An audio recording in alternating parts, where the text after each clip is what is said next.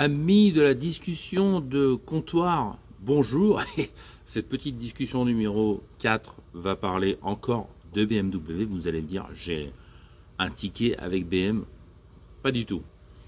Mais en ce moment, j'en croise souvent à l'atelier et il me semble utile de parler des qualités de certains modèles, car aujourd'hui, nombreux sont les motocyclistes qui recherchent certains types de qualités. On est sur une ère de la consommation moto où on cherche de l'efficience. C'est un mot que je vais souvent employer dans cette vidéo. Efficience, donc rapport coût, utilisation, consommation hyper efficace.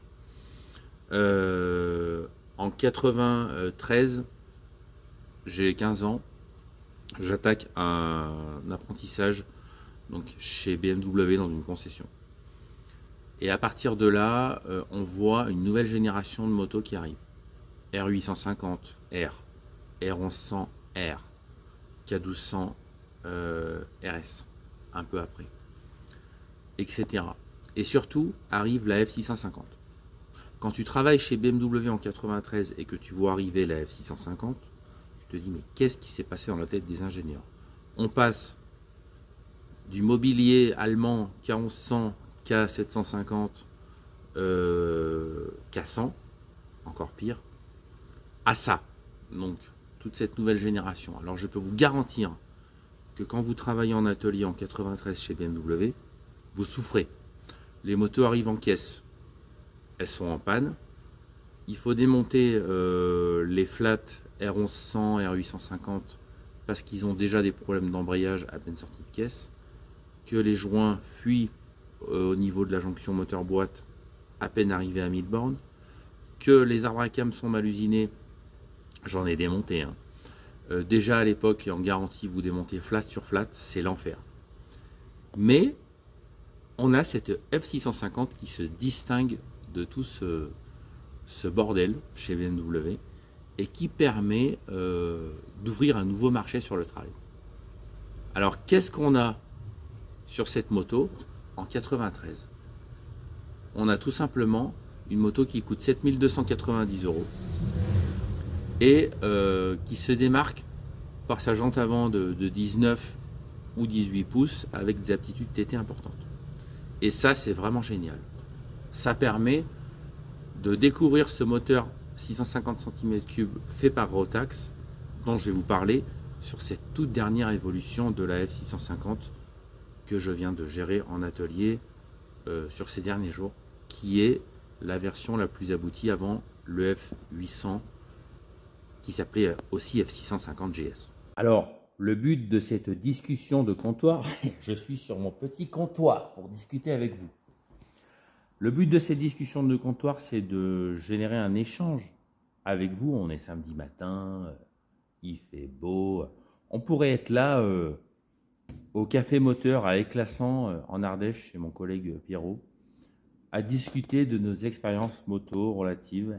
Et je vous attends dans les commentaires pour réagir à cette discussion et échanger, tout simplement. Voilà.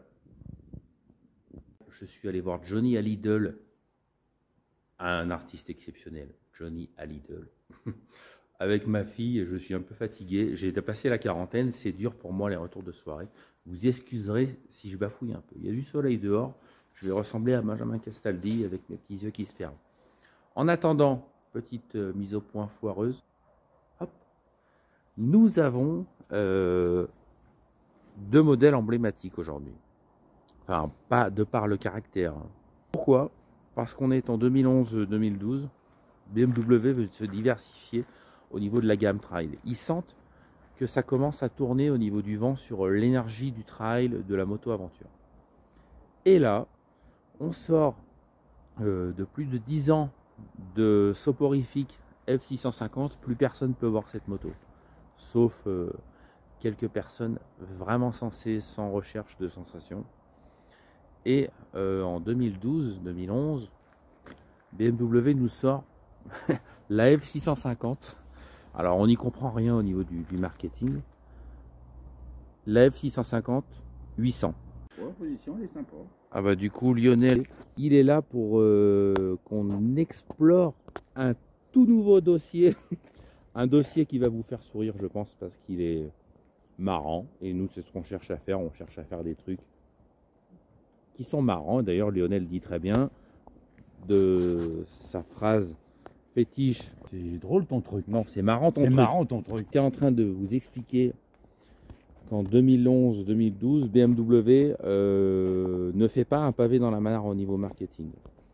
Ils nous sortent donc la F650 bicylindre, mais qui est en réalité un F800, et avec la F650 monocylindre, qui est bel et bien ce monocylindre de 647 cm3. Alors, qu'est-ce qui est intéressant avec cette machine? C'est tout simplement son moteur. Et surtout, cette évolution, après plus de 10 ans de commercialisation, de l'ensemble de la F650 monocylindre. Qu'est-ce qui s'est passé?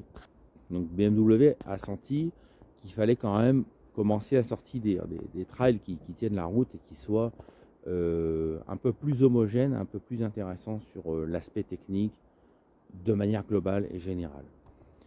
Et là, donc en 2012, tu pouvais te dire j'achète le F650 bicylindre en 800 pour rouler, avoir un peu d'allonge, etc. Ou soit je pars sur une utilisation urbaine, périurbaine, mix, trail, tout et n'importe quoi, aller chercher le pain le dimanche, avec ce petit moteur, donc le monocylindre. Qu'est-ce qui est intéressant avec cette F650? C'est tout simplement qu'on a l'un des meilleurs monocylindres qui existent sur le marché, même aujourd'hui. La consommation, donc 3 litres 4, 3 litres 5, voire 4 litres 5 si tu soudes un peu. Ce qui permet quand même une autonomie, si tu fais gaffe à ta poignée d'accélérateur, de quasiment 400 km, ce qui n'est pas négligeable au prix de l'essence aujourd'hui. C'est pour ça que je parle de modèles qui soient efficients. Un modèle efficient, c'est ça. Ça ne te coûte pas très cher à l'entretien, ça ne te coûte pas très cher à rouler et c'est fiable dans le temps, ça ne nécessite pas une rotation de consommables permanente de pièces. Ensuite, BMW a facilité l'entretien de cette génération de F650. Ils ont quand même vachement amélioré le truc par rapport à la version d'avant, donc sur la F650 traditionnelle, la F650 Paris-Dakar et la GS. Donc du coup, on a un filtre à huile accessible, un remplissage d'huile accessible, des équipements accessibles. Alors là, remplissage d'huile. Là, remplissage d'essence, petit rangement. On a surtout un truc qui est cool et que vraiment je trouve chouette. Donc accessibilité de la pompe à essence, accessibilité du système d'alimentation et de gestion, un bornier pour charger sa batterie, c'est pas grand chose mais voilà, tu peux charger ta batterie, tu te mets à la masse, etc. sans tout démonter.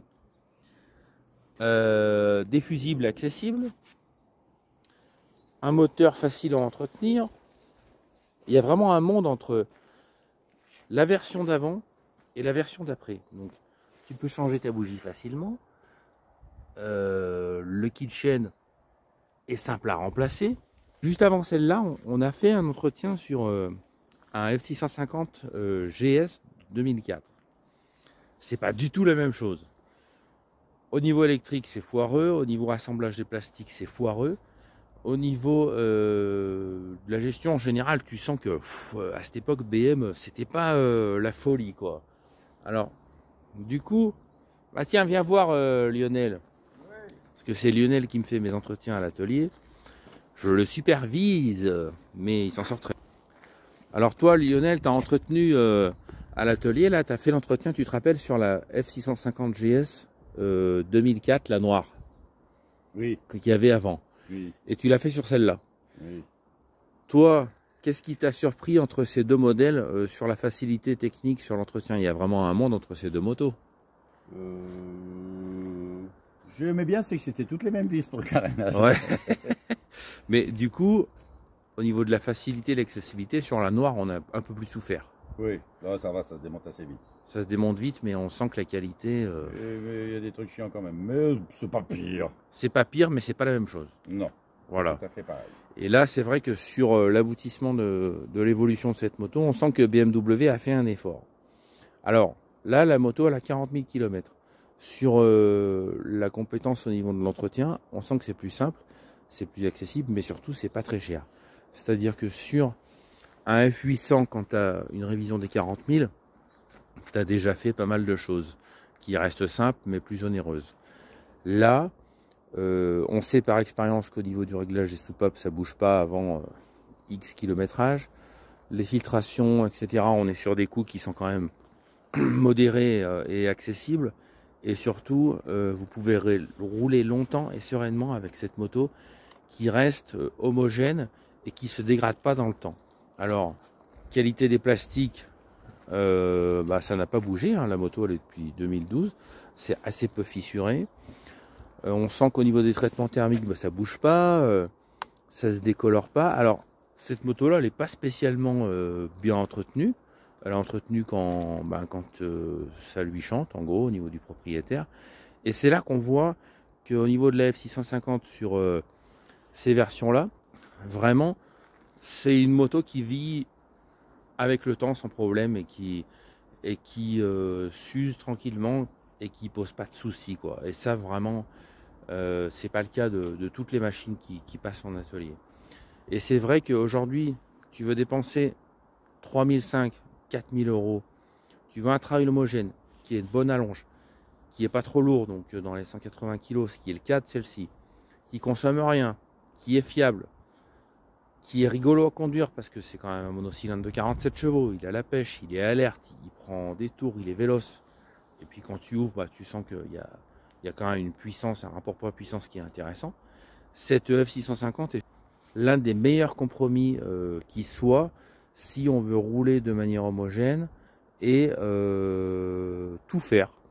Partir ailleurs, partir dans un autre pays, la charger, trouver de l'équipement, mettre des pneus à particularité tout chemin ou un peu plus pointu au niveau enduro, donc pour aller tâter de la piste.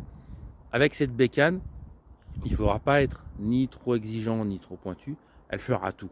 Elle fera tout. Et tout ça dans le temps, en garantissant une certaine homogénéité. Voilà. Alors moi, je voudrais savoir si vous avez eu ces motos-là, si vous avez connu la F650 d'avant, donc la Strada des années 94, et si vous avez connu cette dernière mouture de F650 qui est sortie donc juste en même temps que la première mouture des F650 bicylindres, donc F800. Alors bon, côté désir, le désir du design, c'est pas ça. On est toujours sur une physionomie du design allemand. Ça reste bizarre, hein, ça reste une JS. Est-ce que les JS sont des belles motos au niveau design? Non, c'est pas ce qu'on leur demande. Mais par contre, elles font le job et elles le font vraiment bien au niveau, je vais remettre petite selle, au niveau ergonomie et au niveau de la praticité générale. Qu'est-ce que tu en penses, toi, Lionel, de ce design de moto de F650? J'aime pas trop. Voilà. Alors, nez, c'est pas mon truc. On a l'impression de rouler sur une espèce de moto bionique hybride, on ne sait pas quoi. Qui vient de Star Trek en même temps. En fait, ça correspond vraiment à cette époque où on pourrait avoir une moto non genrée. En fait, on ne sait pas trop ce qu'elle est, ce qu'elle fait, si elle est mâle, si elle est femelle. Fais gaffe, il est mal mis le bazar. Alors voilà, le but en fait, c'était de vous donner un point de vue éclairé sur cette machine et de vous dire, si vous êtes non genré, que vous ne savez pas si vous êtes un mâle ou une femelle, que vous ne savez pas ce que vous êtes, mais que vous cherchez une moto efficace, qui ne sait pas non plus trop ce qu'elle est aujourd'hui, puisque c'est encore le cas de la F650. C'est pas très vendeur tout ça, mais c'est en fait pour rester dans le contexte de cette moto, de son positionnement commercial. Elle valait quand même cher à l'époque, c'est pour ça qu'elle a été peu diffusée. Si vous vouliez acheter cette F650 là, il fallait sortir à peu près 7400, 7500 euros selon les premiers prix de base avec les options. C'était pas rien de sortir 7500 balles en 2012. Tu disais, oh là là, 7500 balles pour un monocylindre. C'était les premiers arguments qui sortaient. Mais tu pouvais acheter la version Certao, donc la F650 Certao qui est beaucoup plus rare et qui est équipée beaucoup plus sérieusement pour des ambitions off-road. Donc jantes à rayons, une partie cycle un peu plus adaptée, etc. Un design toujours bizarre, mais avec plus une connotation aventure. Et cette version Certao, elle sortait quand même à 8400 €. Donc c'était pas rien, hors équipement. Pour l'acheter, il fallait être super motivé et super éclairé sur son objectif. Voilà. Ce qui est sûr, c'est que cette moto-là, la 40 000 bornes, elle n'a pas vieilli. Elle consomme toujours pas. Elle marche toujours aussi bien. Et pour moi, ça reste l'un des meilleurs trails en fait. Beaucoup mieux qu'un 660 XTR XTZ avec le fameux moteur Minarelli, on en parlera plus tard, que je trouve chiant à conduire, fiable mais chiant. Et plus chiant que, paradoxalement, cette EF650, qui à la base on trouvait vraiment soporifique, mais maintenant on se rend compte que ce moteur qui accepte pas super bien les bas régimes, qui est un peu, comment dire, pas si souple que ça, un peu rugueux, finalement, en conduite montagne, périurbain, urbain, en fait, il est super cool. Un embrayage souple, une boîte de vitesse, ça rentre comme dans du beurre, ça marche bien. Et surtout, tout ça, sans se préoccuper du problème de l'entretien plus que ça, quoi. Tu fais le niveau d'huile dans ton réservoir, moteur chaud, une révision de temps en temps, un godet d'huile par-ci par-là, une batterie neuve, batterie qui reste accessible, hein, d'ailleurs, beaucoup plus que sur la F650 de 2004, n'est-ce pas Lionel? Parce que sur la... Voilà. Il a acquiescé, il a dit que sur la version d'avant, la batterie était chiante. Bon. Petite discussion de comptoir terminée sur ce modèle. J'attends vos retours d'informations parce que c'est vous qui faites la discussion de comptoir avec moi sur ce volet numéro 4.